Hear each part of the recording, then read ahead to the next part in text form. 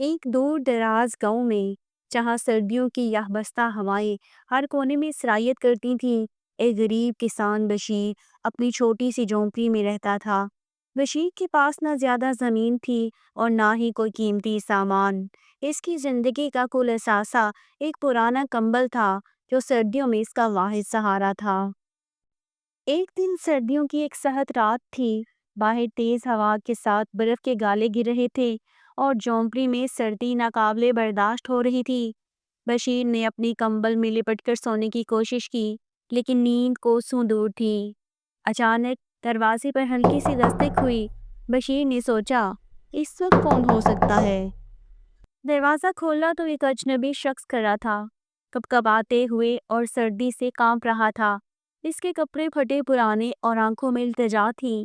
بشیر نے بغیر کچھ سوچے سمجھے اسے اپنے اندر بلا لیا۔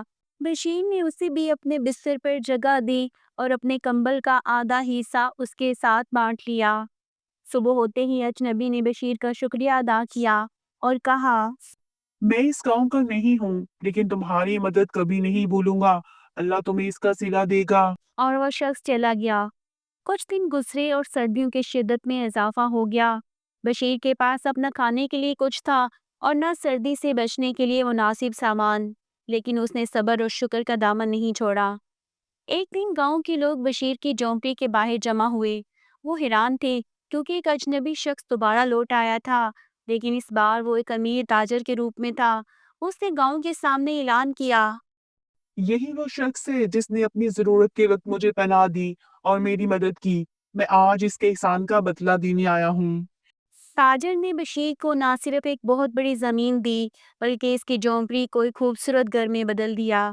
بشیر کی زندگی بدل گئی، لیکن اس کا دل ویسا ہی سادہ اور شکر گزار رہا۔ زندگی میں دوسروں کی مدد کرنا کبھی رائیگاں نہیں جاتا۔ مشکل وقت میں کیا گیا ایک چھوٹا سا نیک عمل انسان کی تقدیر بدل سکتا ہے۔ شکر گزاری اور احسان انسان کی سب سے بڑی طاقت ہے۔